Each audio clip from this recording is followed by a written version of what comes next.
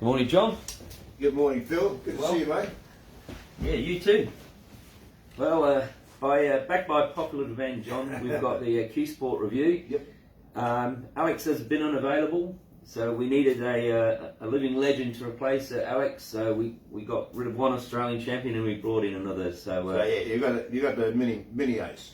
Okay, good on you, Phil. Look, I appreciate the opportunity. I think we need to be promoting our sports, and I say sports as in Q sports across the board, and we don't do enough of it. Yeah. I mean, fortunate that you've got the premises here, and we conduct the best snooker in South Australia.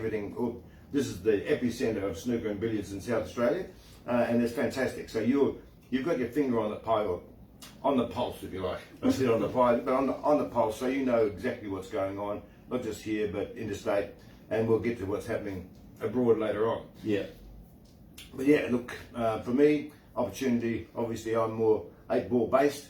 I dabble at the others, but I'm certainly never featured at anything. But I certainly enjoy Q sports across the board. I like to play all games.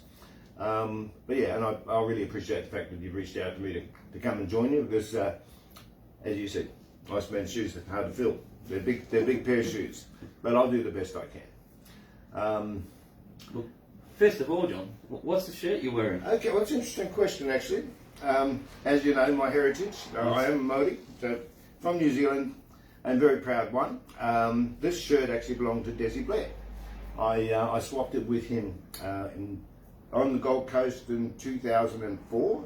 He's a nice guy, and good guy. There's another international traveller that's settled somewhere else. Irishman that's settled in New Zealand. Here we are, got an Englishman and a Kiwi in Australia. So yeah, it's a global sport. But yeah, Des and I always got on well, and he offered a shirt to me, and I said, "Oh, that's fantastic, mate, and I'll wear it with pride."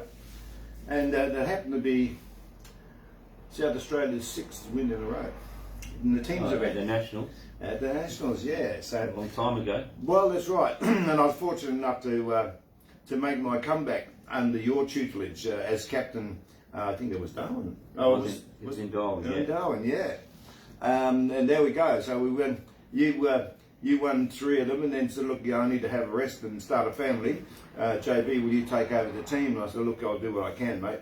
So I won the next 3, or I helped win the next 3 with the fantastic players we had back then, Phil. Yeah. We were just so lucky. We were blessed with the amount of talent that we could have probably taken 2 teams during that era.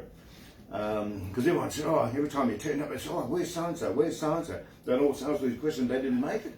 So, well, mate, we've got to be, it's tough to make South Australian teams. So we're very fortunate, and that sort of was our 6-pack, and I don't think that'll ever be done again. So we did 3 each, mate. Give me a 5. Well done. Yeah, no, it was exciting times, and like you said, John, it was very difficult to get in the team back then.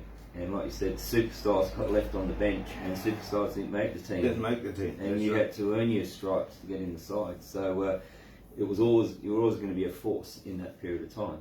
But we were struggling before that. So anyway. We had a little bit of, it was funny, we had patches. We went from probably the 84 to probably the late 90s, where we probably won more than 50% of them. Yeah. And then we had a little late 90s. We had a dry spell, and then you got things going again.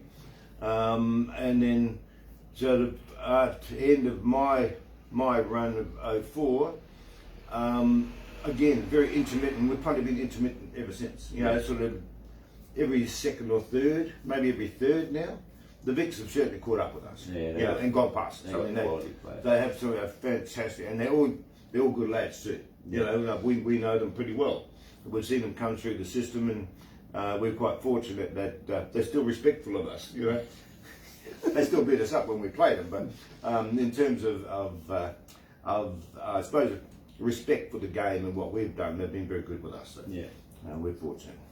Well, the good news is, John, that a couple of decades on, we're still playing and still featuring in events. So I don't know featuring. Well, there were some victories on the weekend. Yes. For, well, that's right. I mean, I'm quite fortunate that we've just had our Abassa State Carnival. So we only had 10 teams this year. but it actually worked very well because it meant that we finished each day at a reasonable hour. Teams could get back home, but those intrastate guys, Whyalla, Port Augusta, and Mount Gambier, border town, they could all get away at a reasonable hour and get home instead of sort of travelling in the late at night just to get back. So where were them teams from, John? So we had Only from Adelaide. Okay, we actually had 7 teams from here. So we had 3 from Northern. So Louis Rossi put in three teams from Northern. We had 2 from City of Adelaide, 2 from Abasa, that's South Australian Netball Association, and then Whyalla, Port Augusta, and a blended team from representing Mount Gambier, but actually made up of players from Border Town as well. Oh, fantastic. So yeah, and they were good solid team. They were very close to qualifying actually, so a good effort by them. But yeah, all round we were very pleased to end up winning it. So which team were you in, John? I played in Bassett too, and it was a bit of a scratch-up team because we expressly sat down and selected the best team we could. Yeah. Okay, so we had Jaden Jamaica, Daniel Porter, Dave Ewing, Stacey Vine, Lyndall, and Michael Hayes. So there was going to be 6 in that team. That's a great state team. team. Yeah, considering that Ace wasn't available, he would normally be selected in that team. He's in Darwin. Mike Cacciola was at his brother's wedding, so he couldn't be involved. So yeah, though, apart from those 2, everyone who was anybody in South Australia just about was there. There's probably 2 or 3 others that could have been fringes. And then we decided to make up the second side of people based on their scores on pool stat to date. Yeah. So we went down the line. A lot of people couldn't make it. Unfortunately, Heath Seidel was one of the selected players that couldn't make it. He was actually ready to go, and then there was a COVID case in his house, so he was locked. He couldn't do it.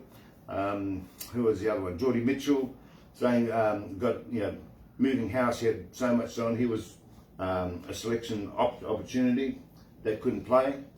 So in the end, we had of the 3 players actually that were selected that played was Jason Ahmed, Nick Lynch, myself, and then when Geordie Mitchell pulled out, it was 4 days to go. Yeah. So I rang a couple of committee members. I said, look, I'm not going to just keep going down here. I think JL will play. If I convince him, I can get John Lehman to play. They go, look, that's fine. So I convinced JL to play. Well, it wasn't that hard. And then again, we had another player out. So we had to then go, and fortunately, young Trent Bowes, because his name had been mentioned. That's putting a junior in the team just to blood him in an opportunity like this, and it worked well. So the 5 of us, we put together a very solid qualifying day, 4 matches, all 10-5 wins. So nothing spectacular. Oh, sorry, one was a 13-2, but I think there was playing a team that sort of hadn't got. They decided they can't make it and didn't have a lot of fight left. Yeah. I won't mention that which team it was, but it was just one of those. Yeah, we're endless. So not a lot of going on there. Then in the semis we played Port Augusta. Oh no, Port Augusta was our runner-up. So they went to the other side. We played Whyalla. So Whyalla and Port Augusta was the 2 SAs. The 2 SAs. So great for the 2 countrysides to come and get that close. I think actually, I reckon Port Augusta got ahead of the number 1 team. I reckon they were 4-3 up at one stage because we were playing diagonally across. And I just keep an eye on the scoreboard, and I noticed that they were 4-3 up. I thought, oh, okay. Well, let's see how the number 1 side goes with a bit of heat on them. And then we eventually won. I can't remember. Honestly, it's bad. I think we won. Might have been 8-4. Yeah. So they played okay. There was enough heat there that we felt that we had to produce our best to to beat them. And then eventually, I think they actually ended up winning 8-4 or 5 as well. So they actually ran over the top of Port Augusta, the number 1 side. Then final, we jumped them early, 4-0 up, and Phil, scoreboard pressure is massive, and it's very hard, irrespective of how hot your team is. once you get behind like that, everyone feels a little bit more pressure. I need to win this one to get us back in it. I need to win this one. And it went to the wire. Yeah. They got all the way back to 7-all, and Lyndon and I played something that probably a match that you'd have to be an old schooler to appreciate. Yeah. Yeah, how the frame unfolded and the reasoning behind a lot of the shots. And Lyndon has been playing since she was like 12 or something like that. So although I'm highly experienced, she's not that far behind me in terms of tactical knowledge. And she would know your game inside out. Oh yeah, well we play together. We play together in Super League, so she does, and vice versa. So it was a really good match, and to her credit, I was in the dominant position, and then she was able to get the first crack. Yeah. And unlucky not to finish it. She played a great frame. In the end, I had to play across the table to pot the black. Very, very simple one, but that's how we finished the frame. So. But yeah, they're just an amazing game, and a great result for Great. a bunch of guys just trying to get it really. Yeah, still sounds like it was a very good carnival, and carnival, everyone would have had a good everyone went home time. happy. The runners up. I spoke to all the interstate guys, and they said they loved it. And I think in years to come we've probably got to reduce that to 12 maximum. Yeah. Because then we can actually run it to a reasonable time frame. Yeah, rather than have 16 teams in there, which is just jammed up tight. It's too tough to run in that confined space. It's a good space for 12 teams, but 16 is just doesn't work. So we'll see what happens in the future. But I'll have to discuss that with the committee, and we'll work out the best way to approach that going forward.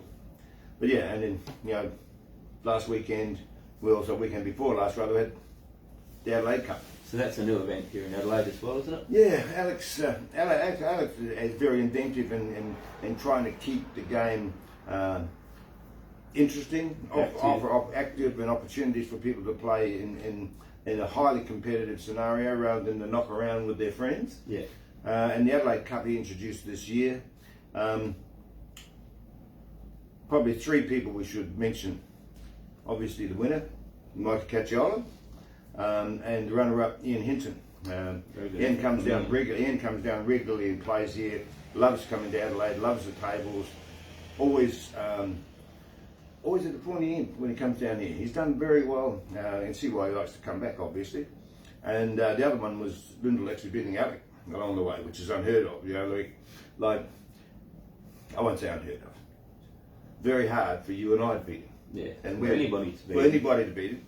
And Lyndall played really well to get him.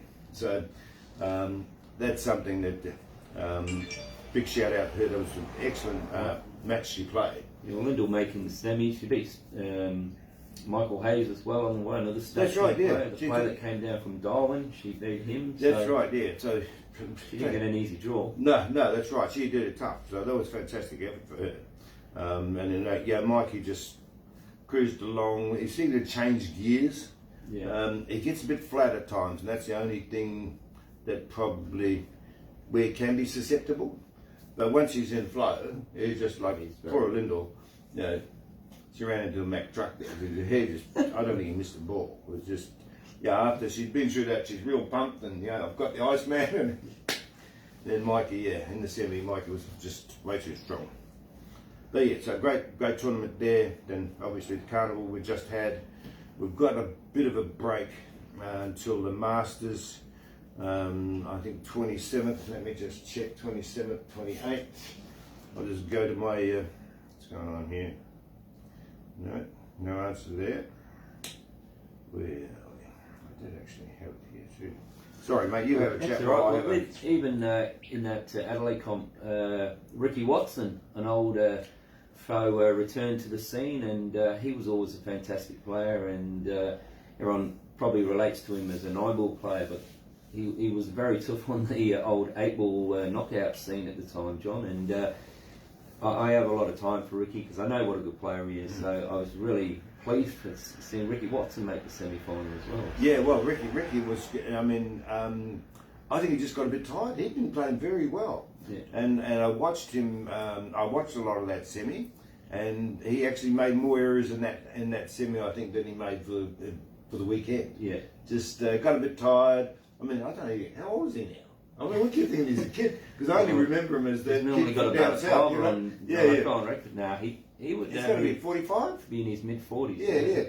So, you know, and yeah, interesting. And look, we all love Ricky. I mean, he's just one of those that no one can say a bad word. Anyone says a bad word, there's something wrong with them. Yeah. You know, because you and I have known him for like, at least 30 years. He was a time, kid. yeah. He was a kid. And never a bad word come out of his mouth. Yeah. I don't think, you know, I mean, I can be quite abusive with some people, but I mean, you never hear it from him. Yeah, no. So he did very well. So yeah. No, great effort to see a comeback like that. Really, we're still trying to track down who won the Darwin Open, and we know that Travis Crawley was in the final against his good friend Justin Sage. So the last I saw, I think Trav was in front.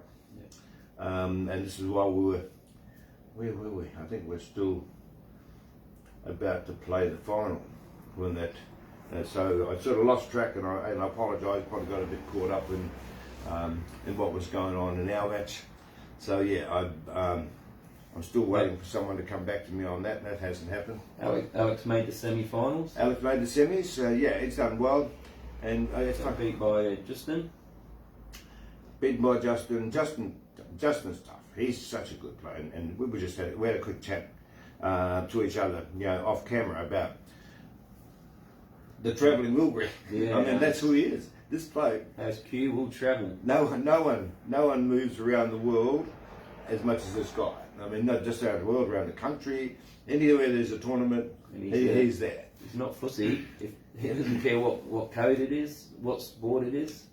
That's right. Doesn't matter whether it's traditional two shots, whether it's ultimate pool. You name the rules. Long as there's a cue and balls involved, I can go and win it. And I don't care who they are. And I'm not afraid of anyone. And yeah, he's good. I mean, he's got his own business. He's an accountant. So a lot of stuff. It's self-funded. It's not like he's got a backer that says, here you go, send you off all over the place. He's had to do it all off his own bat. And yeah, good on him. What I find amazing, John, is 5 weeks ago he lost in the final of the Oceania snooker. The winner of that gets a pro ticket to go play on the pro tour in England. He's one match from being a pro snooker player. Yeah. 2 weeks later, he's playing in America in the World 10 ball, 8 ball, sorry, and so he played 10 ball and the 8 ball. Yeah. And John, he's lost hill in the winners' half of the US Open 8 ball to get in the final of the US Open. Now that's amazing. Yeah. So he's gone snooker to there, and then all of a sudden he's now playing in Darwin in a 2-shot pool tournament. He's in the final. So I just take my hat off to Justin. He's massive ambassador for Cuesport in Australia. Yep. He's Mr. Pool in Australia. Just Mr. Cuesport, you name it, whatever you because I mean, yeah, he's a very strong snooker player as well. But yeah, certainly 9 ball and 8 ball seem to be his preference. And as you say, he's a great ambassador because he's just a top bloke. Yeah. Yeah, we've all, you know, I've had a drink with him. I remember, I can't remember now, it must be 6 or 7 years ago now.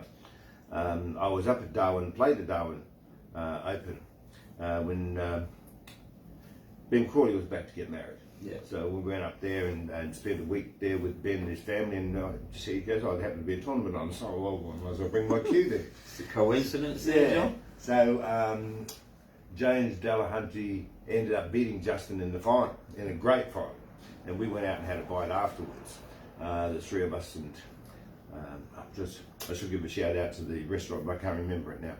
But really good restaurant, Asian fusion restaurant. So just it'll come to me a bit later, but yeah, it was just fantastic food, and they both loved it, and obviously we ordered too much. Wouldn't expect anything less, John.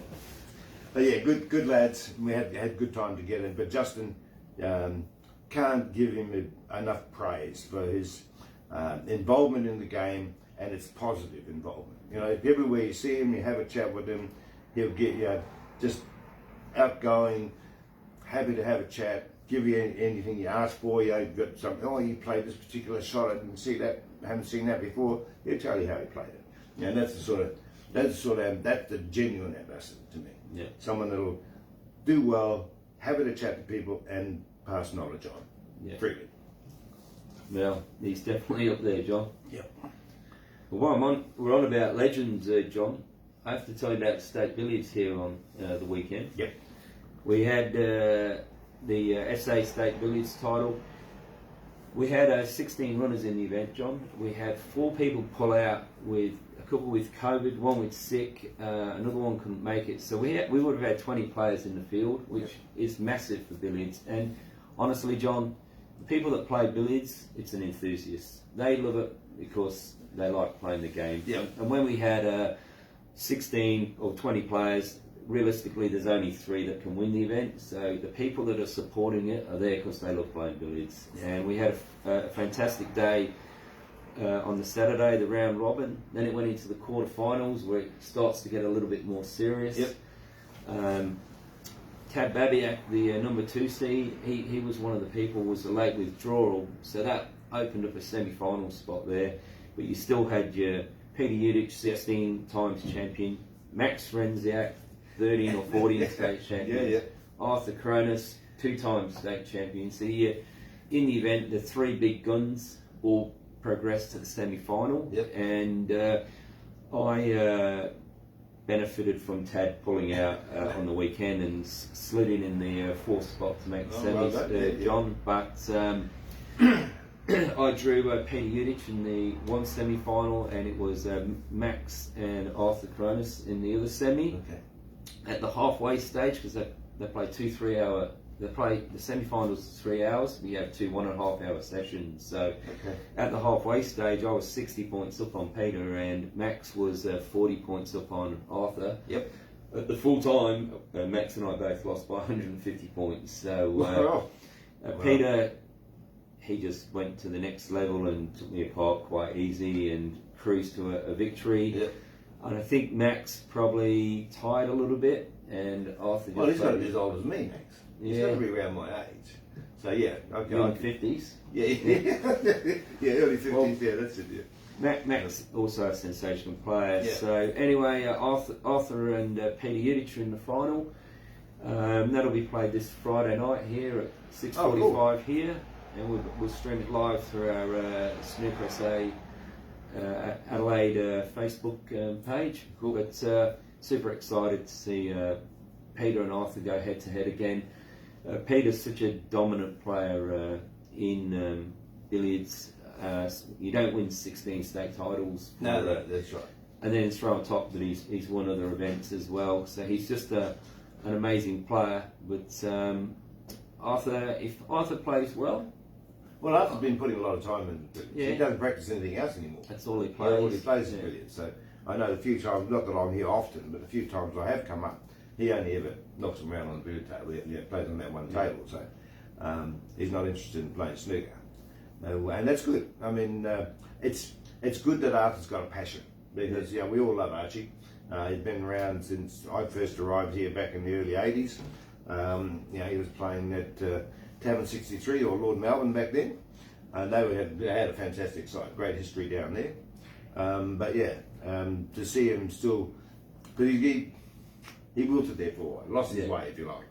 So it's just good to see him have a passion for the game again, and won't play 8-ball, not interested in 8-ball, casually interested in snooker, but billiards. That's a little spark that gives him, and he's it's good to see. The one thing you were talking about, John, was at the beginning of the show was when we won 6 in a row, and it was really hard to make a state team. Arthur was part of that era. Yep. Who had this fierce competitive edge. And if I drew Arthur in a knockout, I knew that this was a nightmare. And if I won, I was relieved. And if I lost, it was no surprise. And he still has that genuine thirst to win, and he's a fierce competitor. So whatever happens on Friday night, you know that Arthur will give 100%. Yeah, that's right. He'll take it to Peter. Yeah, well, they're good mates, and and it's a good rivalry. It's Yeah. a good friendly rivalry. They both want to get the other one. Yeah. So it's no like, oh, he's a good mate, I need him. No, none of that. We're good mates, but I'm going to rip your heart out. Yeah, that's the sort of atmosphere they'll create there. I think that'll be a lot of fun. Yeah. So anyway, that's the estate billiards. And what about Let's go to a global scene. the global scene? Well, John, there's two things I need to speak about globally. The first one is one of our favourite players in Australia, Anna Lynch. You probably don't know Anna well, No. but she's the Australian and the world billiard champion. Okay. And she's moved to England to be with her fiance, and she's been playing on the Lady Pro snooker over there. She's been making the top 16 in snooker and dominating all the billiards. Okay. But she got married last week, and Okay. she married also one of the world's best billiard players in Robert Hall. So I know shout of him out, only, yeah. yeah. So a big shout out to Robert and Anna. Congratulations on your wedding. Look forward to seeing you here in Adelaide in July when she comes over to defend her title. Yep. So I'd hate to know who does the dishes in that house, John. You've got Yeah, the first one to make a 500 break, the other one does the dishes. Okay. yeah. So Yeah, that makes sense. Rob's top 3 in the world, former world champion. He's the current UK champion. So and then he has to tell everyone his wife's the world champion. Yeah, So yeah. anyway, it's a good combination. Yep. Their children should be pretty handy players. But the main thing is we've had the World Snooker. It's the highlight of I'd say world Cuesports. Everyone loves watching World Snooker, John, and it's been an amazing 2 weeks. And get to the semis, and you've got 2 47-year-olds and a 46-year-old. And Trump said he thought he was playing in the Masters event. And I'll give you a tip. You wouldn't want to be playing them dudes all day, every day. And No, well, it's fascinating, Phil, and again we've talked about this previously about how these 3 guys, the class of '92 they call them, are still there. yeah, Like it's 30 years ago. That's 30 years since they joined the circuit, and they're still at the pointy end. They're not just hanging around making up the numbers. They're winning tournaments and playing still as good as they've ever played. I mean, that semi-final with Mark Williams and Trump. what a comeback by Williams. He looked dead and buried because he'd actually lost it early. Yeah. I watched some of those early rounds, and you could just see he'd walk off after missing a shot he should never miss, and he's just like he just can't work it out. My mojo's gone missing. So he obviously found it during one of the breaks because when he made that comeback, he just looked. I actually thought he was going to come back and win. Yeah, no, I've watched a lot of snooker in my life, John, and I was blown away with how well Mark Williams played and how he come back and never gave in. But John, it's when you said 30 years ago, when they joined 30 years ago, they were a force. Yeah, that's right. They weren't It just wasn't turning like up. it took them 10 years to get going. They were already hurting people. Within a couple of years, they're winning events, Yeah. and to say 30 years later, these guys are still unbeatable. And John, you can't see anyone taking their shoes. Not yet, not for a while. I mean, as long as they can maintain the passion, which is the hardest thing. Once you get to that sort of the 50s, towards 50, as long as they can maintain the passion, then they'll be fine. Because if you go back to I remember Steve Davis saying he hated the end of the tournament. Yeah. Or I hated tournaments rather. He loved the end of tournaments because then he could start practicing again. Because then he'd get into his routine. Yeah. The tournament sort of broke up his routine. He had his practice structure all worked out. That's what he loved the most. Just loved practicing. To get everything right. To go, try this or get all this. And then, I'm never going to play. But that's not as much fun as what I did. So, okay, I'm going to work hard and win this, then I'm going to go back and play what I like. It's... Well, you know what, John? There was an amazing quote from Ronnie this morning. They asked him about joining Hendry on 7 victories each, and his reply was, "It's amazing, and we'll have to share it for this year." Thinking, so he is planning on coming back. He's now equalled Hendry. Now it's time to say, they ain't going away. No, because he's just. I think everyone that's ever had any sort of skill at snooker understands the level that Ronnie's at. It's staggering that he can maintain that for all this time. And there was a time when, he went through, maybe 10 years ago, where if he wasn't producing his standard, he'd just wipe the balls and walk off it and not play anymore. Yeah. Like he was such a perfectionist that if anything wasn't quite right, I'm not playing now. Yeah. And we talked about his coaching. Peter's the sports psychologist. But also about the coach, was the old champ. First time he took on a coach, I'm trying to remember, the old chap with the Widow's Peak. Great champion, snooker champ. Anyway, he actually taught him to fight, the benefit of fighting. Anyone can win when they're feeling good and all the balls are going in. What do you do when it's not working? And that's when he realised the value of every frame, not just the frames where he made 100 or made a clearance or whatever it was, to value every frame and put as much in there as you could. And that's since then. I mean, really, his snooker is so balanced now. It was a very one-sided, aggressive sort of style of snooker he played, and now it's probably not as good as some of the other guys in terms of their safety. The Selby type of safety, but it's still 90% of that. Tell you what, John, you and I both love sport. We watch all sports. I think there's an old cliche that a player is never bigger than the sport or the team. I think Ronnie is just about bigger than the sport. I think when you mention snooker, it's always Ronnie O'Sullivan. Doesn't matter what anyone says. That's right, yeah. I mean, this is from 14-year-olds just starting to play to 80-year-olds that have been watching it since the 50s on TV. They'll never be a better player. And they won't maybe never. It's freaks. You're right. I mean, the game will always continue, but it'll be very hard to find anyone that can parallel what Ronnie's done. It just doesn't. You can't see it. It's just phenomenal because he strokes the ball so nicely. His imagination's so good. His multi-cushion position. Any hand? Yeah, that's right. I mean that's a huge bonus. I mean, you're fortunate that you and I are not bad jigger players, so we can use the rest pretty well. But a lot of people, it's restricted for them with what shots they can play with it. Where him, it doesn't really care. That's a fine. And there's no shot. It's not limiting. I can only stun these, or I can only roll these in. What I need to do, I need to punch it in with some running side off the cushion, go down there. Left hand, I can do that. But it is staggering. I can't remember whether this could be an urban myth, but I reckon there was an interview with him once about permanently playing left-handed, and I reckon there was a quote I remember. I'm old now, so it could have been one I fabricated. Who knows? But I think he said he'd rate himself in the top 5 in the world if he only played left-handed. Well, he's played matches left-handed and beat world champions left-handed. So he's done that to annoy players. So we know how hard the sport is, let alone play with the other hand. So he's a freak. I was struggling to knock a ball 4 inches down the track, left-handed. So all credit to him. Anyway, John, we'll get back onto here.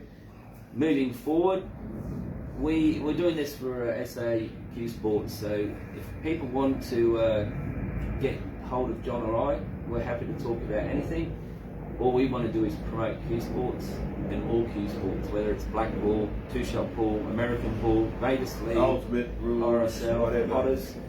It's about promoting South Australian Cuesports and highlighting the good things that's happening here and the amazing players that come out of this state. So feel free to contact me at Snooker SA if you don't know my own personal number, and everyone knows where you can get hold of John. So for any information, please get in touch with John and I, and we're looking at doing the Cuesport review fortnightly. And it'll be around this time every second Tuesday. Every second Tuesday, roughly at 9:30, we'll log in.